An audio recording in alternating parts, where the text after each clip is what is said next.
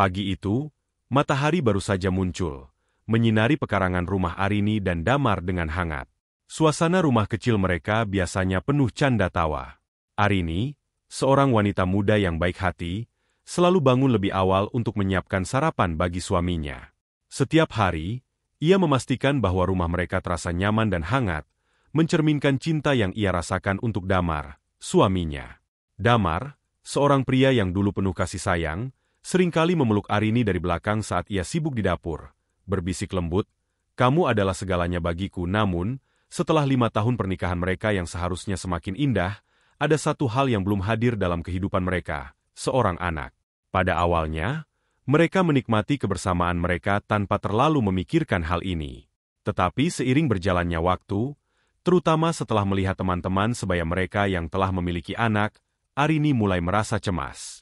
Kekhawatiran itu perlahan menggerogoti hatinya, menumpuk seperti debu yang tak terlihat namun nyata. Arini telah mencoba berbagai cara, dari mengonsumsi ramuan herbal hingga menjalani berbagai pengobatan modern. Setiap kali datang bulan, harapannya hancur berantakan. Ia menatap kalender dengan air mata yang mengalir diam-diam, memastikan Damar tidak melihat kelemahan yang ia rasakan. Dia ingin tetap kuat, ingin tetap menjadi istri yang sempurna, seperti yang Damar harapkan, namun tidak hanya kegelisahan Arini yang tumbuh. Tekanan dari Bu Ratna, ibu mertua Arini, semakin besar dan semakin tak tertahankan. Bu Ratna adalah seorang wanita keras dan penuh ambisi. Bagi dia, memiliki cucu adalah kebanggaan yang tak ternilai. Awalnya, Bu Ratna hanya memberikan isyarat halus, percakapan singkat tentang pentingnya memiliki anak, doa-doa yang dipanjatkan dengan lantang saat acara keluarga. Tapi lambat laun, kata-kata Bu Ratna berubah menjadi sindiran tajam, terutama di hadapan anggota keluarga besar. "Lihat si Anya, sudah punya 2 anak, padahal menikahnya baru kemarin," katanya, seringkali diikuti dengan tatapan sinis ke arah Arini. Setiap sindiran itu seperti belati yang menghujam jantung Arini. Ia merasa kecil, tidak berharga, seolah-olah kegagalannya untuk hamil telah mencoreng nama baik keluarga suaminya. Bu Ratna tak pernah melewatkan kesempatan untuk menyalahkan Arini, menganggapnya sebagai sumber dari masalah yang mereka hadapi. Arini, yang dulu begitu ceria dan penuh semangat, kini mulai merasa rapuh dan tidak berdaya di rumahnya sendiri. Bagaimanapun juga, dia hanya menginginkan satu hal, cinta dan penerimaan dari orang-orang yang seharusnya menjadi keluarganya, tapi sebaliknya, dia hanya menerima tatapan dingin dan kata-kata yang menyakitkan. Hubungan dengan Damar juga perlahan merenggang, dan di setiap keheningan malam, Arini bertanya-tanya dalam hatinya, apakah ini semua salahku? Waktu terus berlalu, membawa serta beban yang semakin berat bagi Arini. Setiap kunjungan ke dokter membawa harapan baru, namun harapan itu selalu pupus oleh kenyataan pahit. Pada suatu hari yang seharusnya menjadi awal dari jawaban atas doanya, Arini dan Damar duduk di hadapan dokter kandungan yang telah mereka percayai selama ini. Setelah serangkaian tes dan pemeriksaan, dokter itu menarik napas panjang sebelum menyampaikan kabar yang mengubah segalanya. "Bu Arini, saya sangat menyesal. Berdasarkan hasil pemeriksaan, kemungkinan untuk Anda hamil sangat kecil. Ini adalah kondisi yang sulit dan tidak ada yang bisa dilakukan lebih lanjut," ucap dokter itu dengan suara penuh simpati. Kata-kata itu menghantam Arini seperti badai. Dunianya seketika runtuh. Seakan-akan semua impian yang ia bangun bersama Damar hancur berkeping-keping. Wajahnya pucat, matanya kosong, dan air mata yang ia tahan tak lagi bisa dibendung. Damar, yang duduk di sebelahnya, menggenggam tangan Arini erat-erat, mencoba menyalurkan kekuatannya. "Aku di sini untukmu, Rin. Kita akan melewati ini bersama," kata Damar, mencoba meyakinkan istrinya dan dirinya sendiri. Namun, meskipun Damar mengucapkan kata-kata penuh dukungan itu, Arini merasakan ada sesuatu yang berubah. Damar, yang dulu penuh cinta dan perhatian, kini tampak semakin jauh setiap harinya. Kata-katanya tidak lagi hangat, pelukannya tidak lagi menenangkan. Di balik sikapnya yang terlihat mendukung, Damar berada di bawah tekanan besar dari ibunya, Bu Ratna.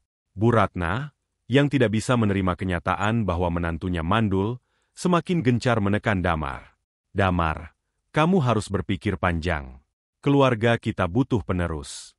Bagaimana jika kamu mencari wanita lain? Seseorang yang bisa memberimu anak," desak Bu Ratna dengan nada tegas. Setiap kali mereka berbicara, Damar, yang awalnya berusaha setia dan mendukung Arini, mulai goyah. Kata-kata ibunya terus bergema di kepalanya, memunculkan rasa bersalah sekaligus keraguan. Akhirnya, di bawah desakan Bu Ratna, Damar mulai membuka hati dan pikirannya pada seorang wanita lain. Wanita itu adalah Siska, seorang kenalan lama Bu Ratna yang kini sengaja dikenalkan pada Damar. Siska adalah sosok yang berbeda dari Arini. Ia ceria, penuh percaya diri, dan yang terpenting, ia bisa memberikan apa yang tidak bisa diberikan oleh Arini. Seorang anak hari itu datang, saat Arini menemukan kenyataan yang lebih pahit dari apapun yang pernah ia bayangkan.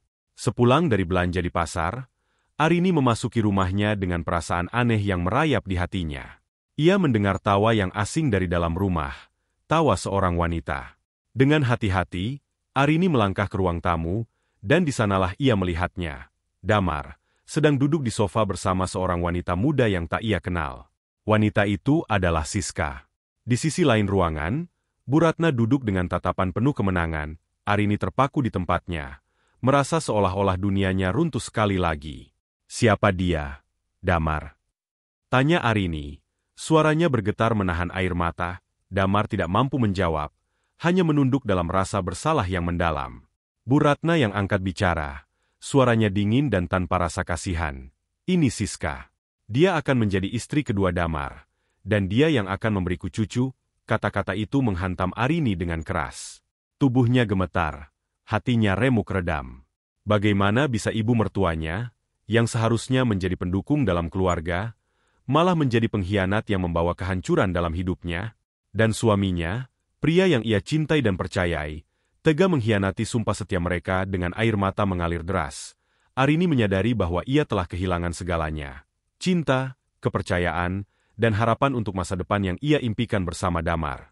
Ia berdiri di sana, di tengah ruang tamu yang dulu penuh kenangan manis, kini berubah menjadi tempat yang penuh dengan kepedihan dan pengkhianatan.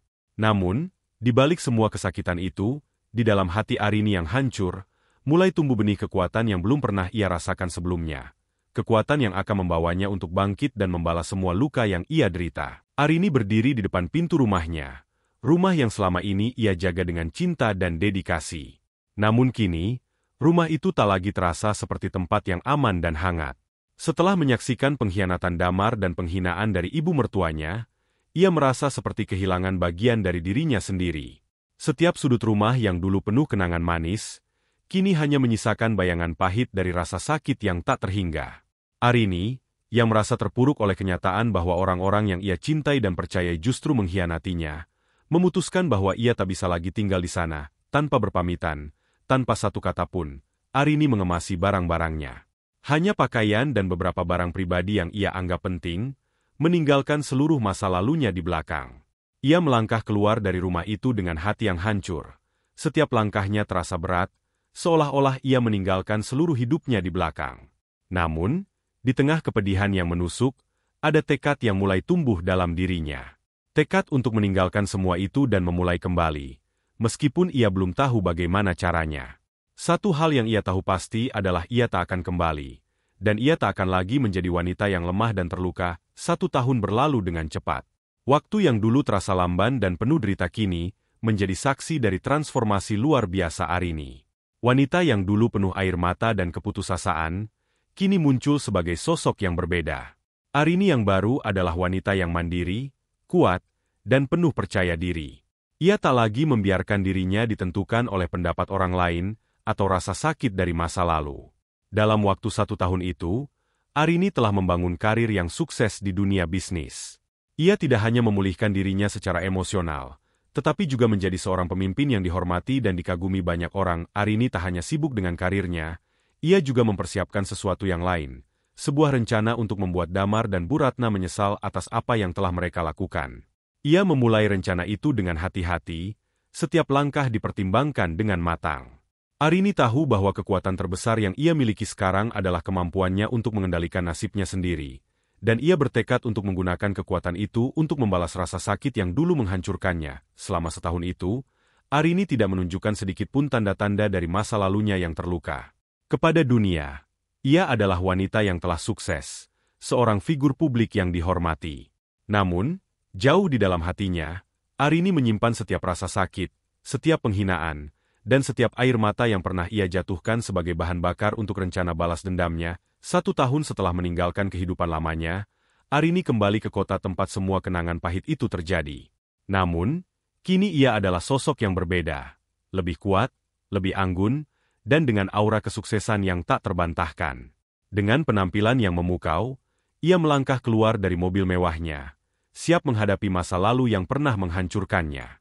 Arini telah merencanakan momen ini dengan hati-hati, momen di mana ia akan memperlihatkan kepada Damar, Bu Ratna, dan semua orang yang pernah meremehkannya, bahwa ia telah berubah menjadi wanita yang jauh lebih kuat tanpa mereka. Acara bisnis besar itu diadakan di sebuah hotel mewah di pusat kota, tempat di mana para pengusaha dan figur publik ternama berkumpul.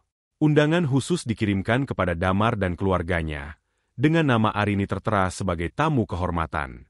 Tidak ada yang menyangka bahwa wanita yang dulu mereka kenal sebagai istri yang lemah dan terluka kini, menjadi seorang yang sukses dan berpengaruh.